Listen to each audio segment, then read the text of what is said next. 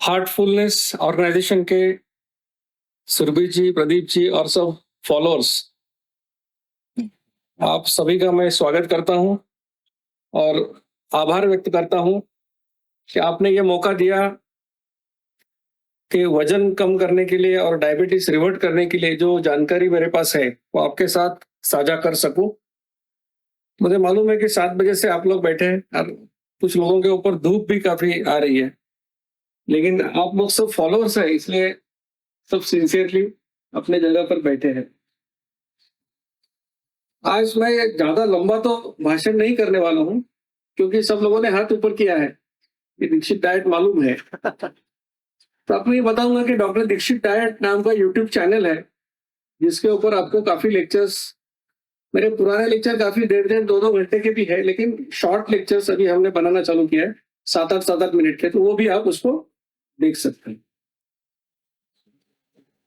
एक दो इंपॉर्टेंट बातें आपको बताना चाहूंगा शुरुआत में। सबसे पहले तो ये बात, क्योंकि 9 बजे मुझे जाना है, तो 10-12-15 मिनट में मैं मेरा बोलना खत्म करूंगा, लेकिन मेरे जो कोऑर्डिनेटर्स यहाँ पर आए हैं कैंपेन के, उनका परिचय आपसे करवा देता हूँ, ताकि बाद में भी आपको अगर कुछ जानकारी चाहिए तो मेरे कोऑर्डिनेटर्स आपको दे सकेंगे। मैं मेरे कोऑर्डिनेटर्स को यहाँ पे बुलाऊंगा, थोड़ा जल्दी जरा भाग के आएंगे। विश्वास जोशी लोगों को पता भी चले कि फिट लोग हैं। विश्वास जोशी,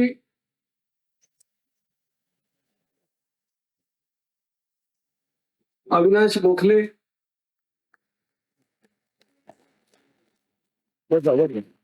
स्टेज पे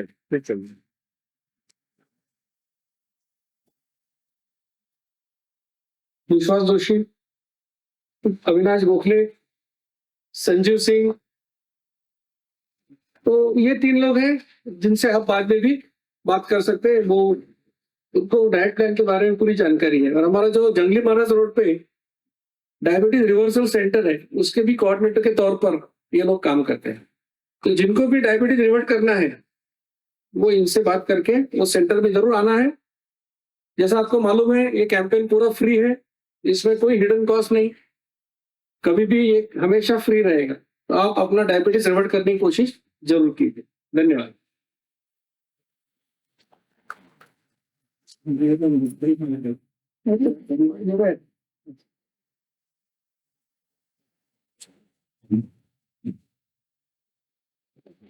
अविनाश,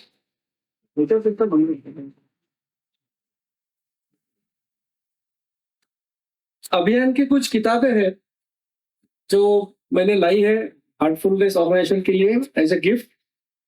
अगर आपको वो किताब पढ़ना है तो उसके ऊपर अविनाश गोखले जी का नंबर मैंने दिया है, अगर आपको चाहिए तो उनसे फोन कर सकते हैं और हमारे सेंटर पे आके वो किताब ले सकते हैं, जिसमें effortless weight loss and diabetes prevention एक है।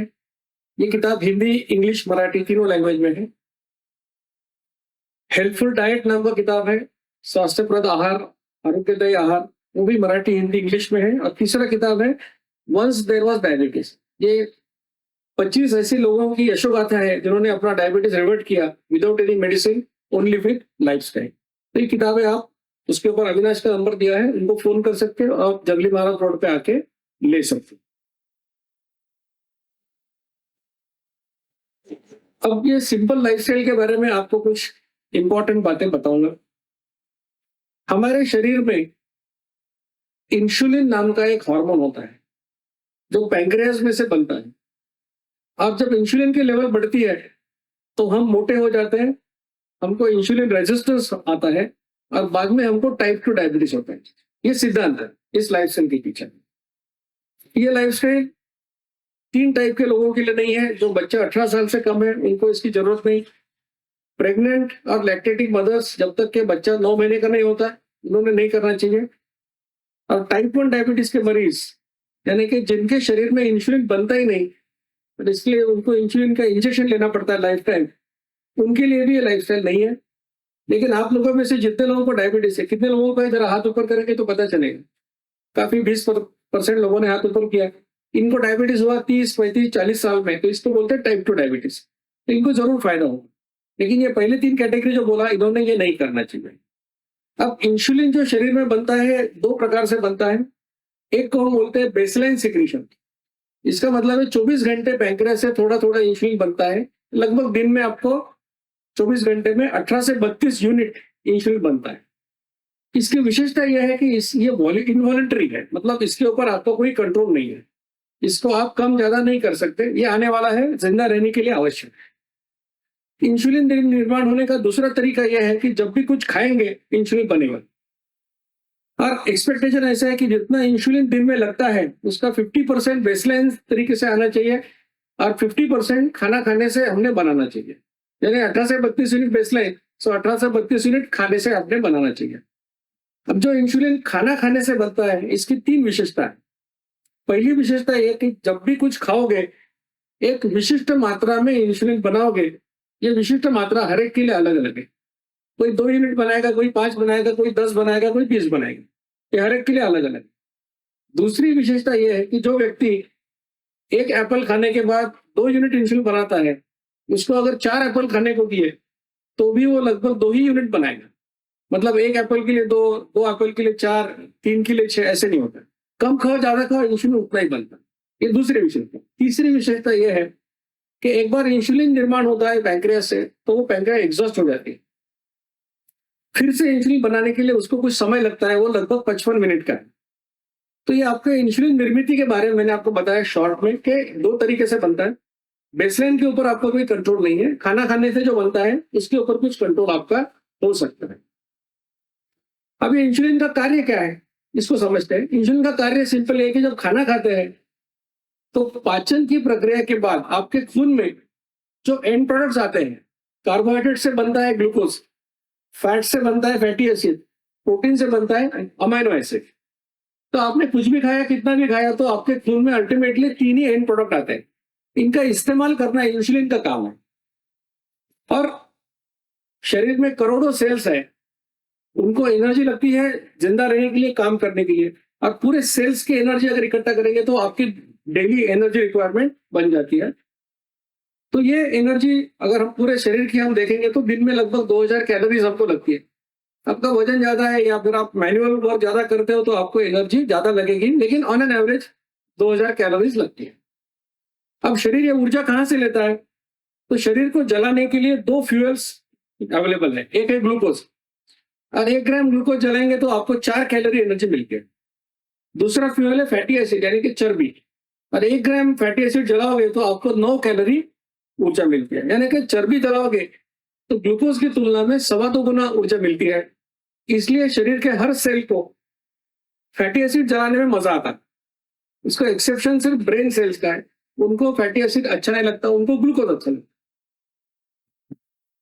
है। अब जब खाना खाते हैं तो इंसुलिन आपने बना लिया, आपके खून में ग्लूकोज और फैटी एसिड पे आ गया पाचन के बाद। अब आपको लगेगा कि अभी जब खून पूरे शरीर में संचार करेगा तो खून में जो ग्लूकोज है वो सेल के अंदर जाना चाहिए, सेल ने उसको यूज करना है। लेकिन इतना आसान नहीं है, क्योंकि हर सेल के ऊपर एक ताला लगा हुआ, जिसको हम टेक्निकल लैंग्वेज में बोलते हैं इंसुलिन रिसेप्टर। इसका मतलब क्या है कि आपके खून में कितना भी ग्लूकोज रहने दो, लेकिन जब तक ये सेल के ऊपर के ताले नहीं खुलेंगे तो इंसुलिन ये ग्लूकोज सेल के अंदर नहीं जा सकते। तो इंसुलिन का पहला कार्य समझ लो, ये कार्य यह है कि इंसुलिन वो चाबी है जिससे ये रिसेप्टर का ताला खुलता है, और फिर इंसुलिन ताले खोलेगा, ग्लूकोज सेल के अंदर जाएगा। तो ग्लूकोज सेल के अंदर चला गया, सेल ने उसका इस्तेमाल किया। लेकिन आपके शरीर खून में और ग्लूकोज है। क्यों?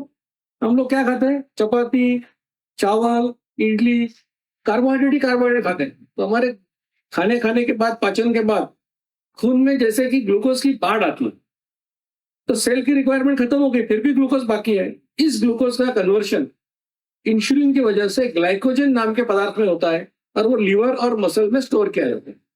तो लीवर में लगभग 100 ग्राम एडल्ट व्यक्ति में स्टोर किया जा सकता है। इसका मकसद ये होता है कि अगर आपको खाना खाने को नहीं मिला 8-10 घंटे, तो शरीर ये 100 ग्राम ग्लाइकोजन निकाल के उसको तोड़ के आपको 400 कैलोरी एनर्जी दे सकता है। अब ये 2 कार्य इंसुलिन के आपके समझ में आ गए।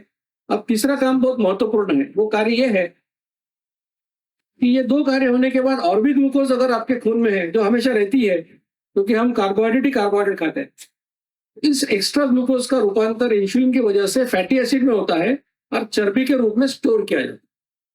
तो जो फिलॉसफी मैंने सिद्धांत तो बोला कि इंसुलिन बढ़ने से आप मोटे बन जाते हो, आपके शरीर में चर्बी डिपॉजिट होती है, यहां तक हम लोग आ गए। अब दूसरी बात उसमें थी इंसुलिन रेजिस्टेंस। इसका मतलब क्या है? बहुत सिंपल है। जब इंसान दुनिया में आया तो हम लोग जंगलों में रहते थे। 6 लाख साल हमने जंगल में गुजारे, पिछले 10,000 साल हम जंगल से बाहर है। खेती करना हमको 5-6 हजार साल से आता है। तो जब जंगल में रहते थे तो खाने की बहुत कमी थी, खाने को मिलता ही नहीं था।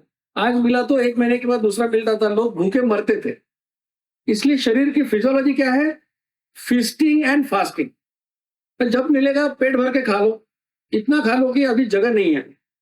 वो एक्स्ट्रा एनर्जी का कन्वर्शन फैट में करके शरीर में स्टोर करो, और जब भी खाने को नहीं मिलेगा अगले 3 हफ्ते तो उसको बर्न करो। ये हमारी फिजियोलॉजी थी और ये काफी साल तक चली, जो खाने को इतना नहीं था। लेकिन अभी क्या हो गया, 200-250 साल पहले चाय मिलना शुरू हो गया। पहले ब्रिटिश लोगों ने चाय फ्री डिस्ट्रीब्यूट किया। उनको मालूम था कि भारतीय लोग अगर फ्री दिया तो जहर भी खा लेंगे। तो हमारे पूर्वजों ने तो फ्री मिला चाय, इसलिए 2-2 कप पिया होगा। अभी हम लोग 600 रुपए किलो लेते। तो चाय नहीं था तो बिस्किट नहीं था, ब्रेड नहीं था, खारी नहीं थी, कुछ भी नहीं था। लोग 2 बार खाना खाते, इसलिए लोग ठीक थे। अभी क्या खाने को इतना मिल रहा है। पूना में तो बोलता हूँ हर चौथा घर होटल है। सैटरडे संडे कोई घर में बनाते ही नहीं, सब लोग बाहर ही खाते। तो कहने का मतलब है खाना बहुत मिल गया। और फिस्टिंग और फास्टिंग जो था तो फिस्टिंग और फिस्टिंग हो गए। तो हुआ कैसे कि ये हमारे सेल्स को आदत, उनको क्या लगता है भैया खाना खाने के बाद इंसुलिन आना चाहिए क्योंकि उसका कार्य है, उसको वो ग्लूकोज फैटी एसिड को इस्तेमाल करना है, लेकिन काम होने के बाद 0 लेवल पे जाना चाहिए। ये सेल की अपेक्षा है। अब जो आदमी बार बार खाएगा, दिन में 10-15 बार खाता है और हर बार 5 यूनिट इंसुलिन डालेगा समझो, तो वो इंसुलिन कभी नीचे जाता ही नहीं, हमेशा ऊपर रहता है। सेल को उसकी आदत नहीं है। जैसे मैं हमेशा बोलता हूँ कि अगर आपके घर में गेस्ट आ गया पुणे में, आपको अच्छा लगता है, दूर से गेस्ट आया उसको शनिवार वाड़ा दिखाएंगे, पर्वती दिखाएंगे। लेकिन ये आया 4 दिन के लिए, रहा 4 महीने। ऑडियो, अगर गेस्ट 4 महीने रहा, अब उस टाइम तो कुछ नहीं बोल सकते, गेस्ट है, अतिथि देवो भव। अगली बार जब आएगा फोन करके भाई मैं आ रहा हूँ, तुम बोलोगे भैया मत आ, मैं गाँव जा रहा हूँ। ये आपका रेजिस्टेंस है गेस्ट के लिए। अब वो सेल को क्या लगता है भाई इंसुलिन नीचे जाना चाहिए, ये जाता ही नहीं। तो सेल बोलती है कि भैया ये तो सुधरेगा नहीं, हमको सुधरना पड़ेगा। अब सेल उनका शेप बदलती है।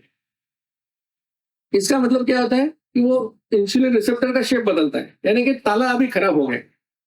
अब ताला खराब हो गया तो इंसुलिन की चाबी उसको बैठेगी नहीं।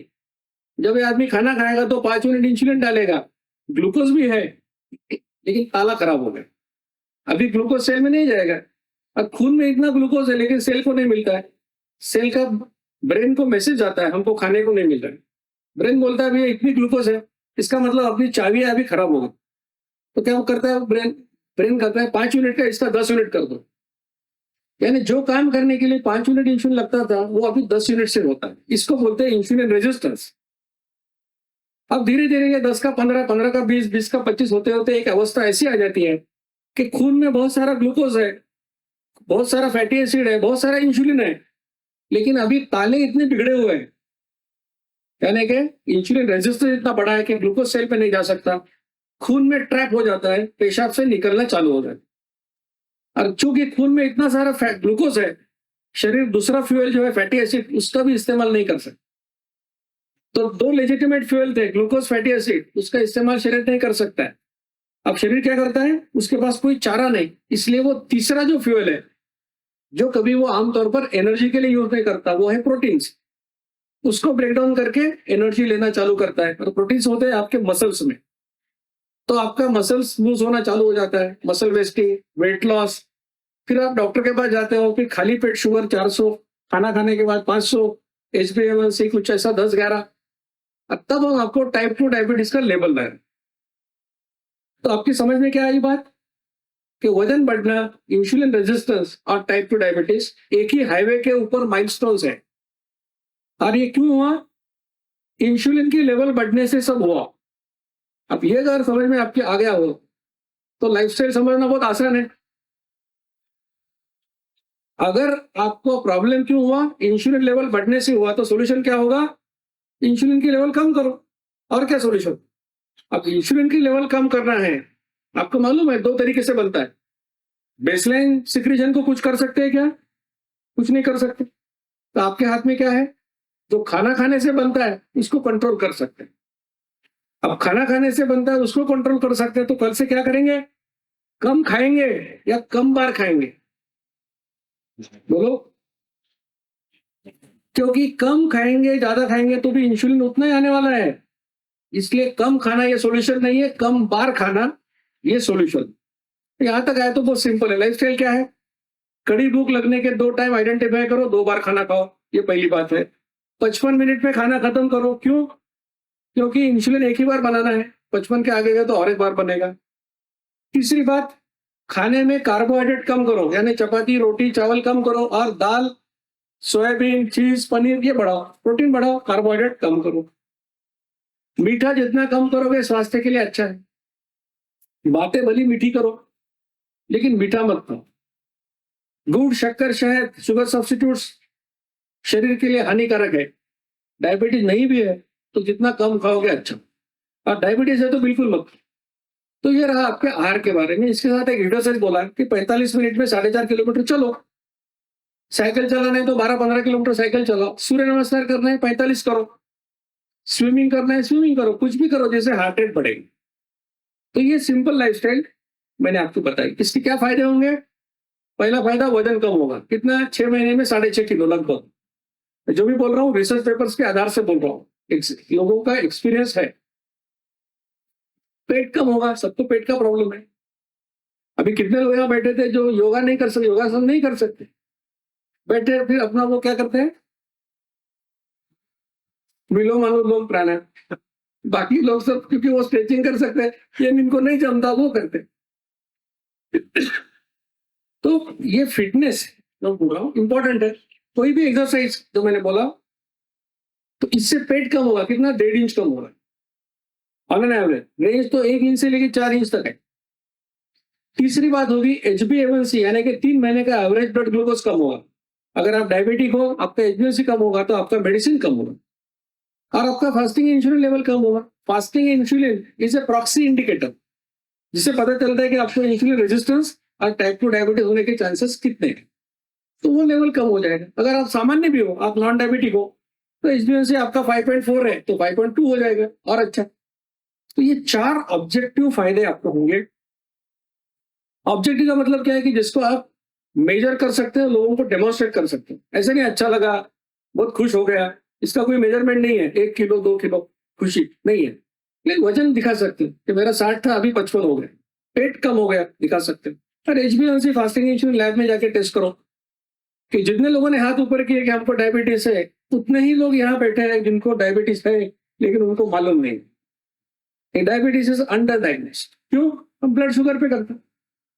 ब्लड शुगर अगर कल करना है, इंडियन मेंटालिटी क्या है, हम लोग डायग्नोस होने से डरते हैं, हम बीमारी से नहीं डरते, हम डायग्नोस होने से डरते हैं। तो कल बोला आपको शुगर करो तो क्या करेंगे, आज कम खाएंगे, मीठा बिल्कुल नहीं खाएंगे, कुछ लोग तो भाग के भी आएंगे 10 kilo.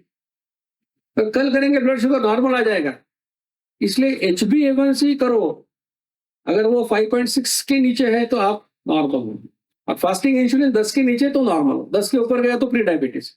HbA1c 5.7 to 6.4 pre diabetes, 6.5 के ऊपर गए तो डायबिटीज। तो ये टेस्ट आप जरूर करवा लेना, तो आपको पता चलेगा कि मैं डायबिटिक हूँ, प्री डायबिटिक हूँ, नॉन डायबिटिक। अब सिर्फ 1-2 बातें इंपॉर्टेंट बोलूंगा कि खाना क्या है हमको, इस लाइफस्टाइल में क्या खाना है। अब अगर आप नॉन डायबिटिक हो, नॉन डायबिटिक का मतलब क्या है, जो डायबिटीज का मेडिसिन नहीं लेता, जिसका HbA1c अप टू 5.6 है, जिसका फास्टिंग इंसुलिन 10 के नीचे है, वो नॉन डायबिटिक। उसने क्या खाना चाहिए? खाने की शुरुआत में फल खाओ, ड्राई फ्रूट खाओ, या अगर खाने वाले हो तो स्वीट डिश खाओ। उसके बाद में एक बाउल भर के सैलड खाओ, जिसमें ककड़ी, टोमेटो, गाजर, मूली, जो भी आपको अच्छा लगता है खाओ, लेकिन एक बाउल भर के खाओ। उसके बाद में उतना ही बाउल भर के स्प्राउट खाओ, मूंग, मटकी, छोले, जो भी अच्छा लगता है। रॉ खाओ या उसको बॉईल करके खाओ, आपके डाइजेशन पावर के हिसाब से। उसके बाद में आपको घर में जो बना है वो खाओ, या जहां भी मिलता है खाने को वो खा सकते, कोई रेस्ट्रिक्शन नहीं। अगर आप प्री डायबिटिक या डायबिटिक हो तो आपने क्या करना है, खाने की शुरुआत में 4 बादाम, 4 अखरोट या आधी मुट्ठी पीनट्स, शेंगदाने, वो खाना है। उसके बाद में आपको एक बाउल सैलड खाना है।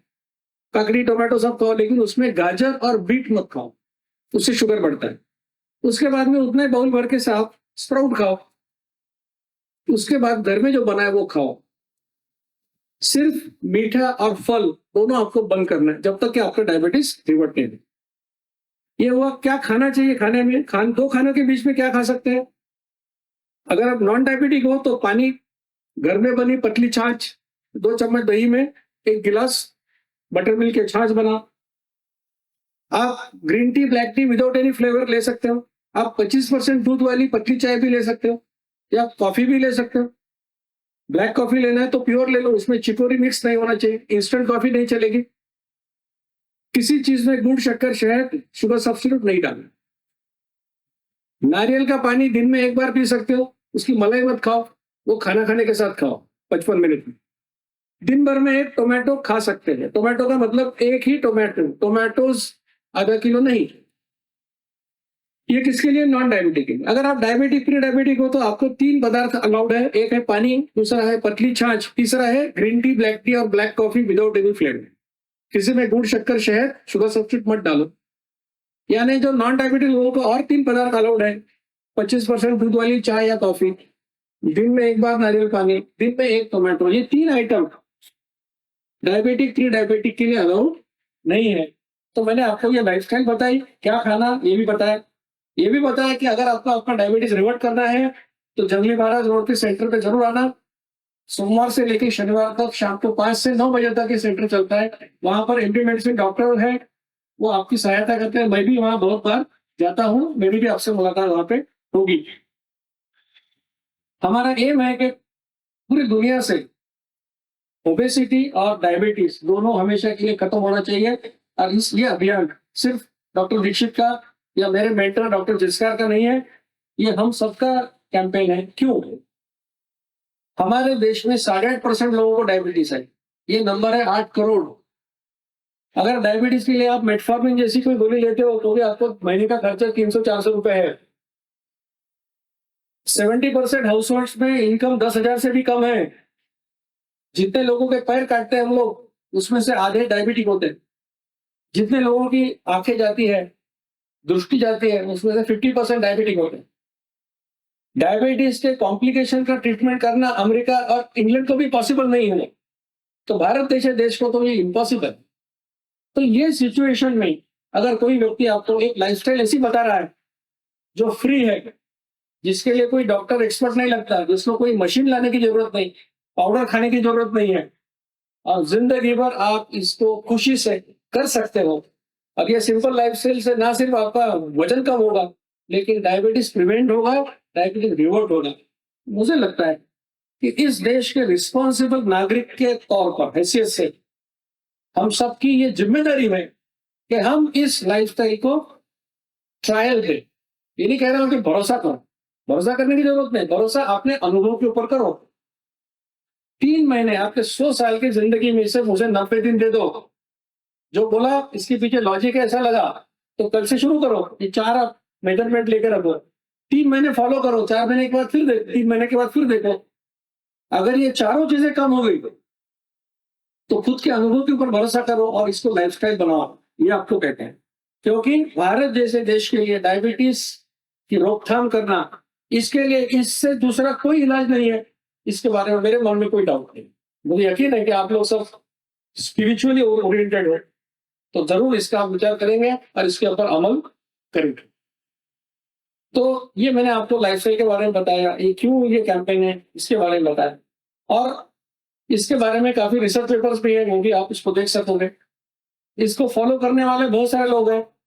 स्पिरिचुअल लोगों के लिए एक बात बताता हूँ सिर्फ, जो मैंने प्रदीप से भी जब मैं आ रहा था मैंने कही।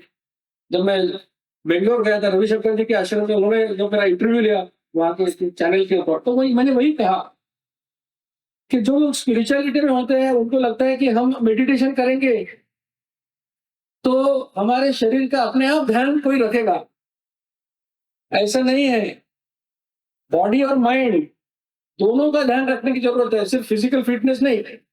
साइकोलॉजिकल मेंटल फिटनेस भी जरूरी है। और जो लोग स्पिरिचुअलिटी में है उनको भी हाइपरटेंशन होता है, उनको भी डायबिटीज होता है।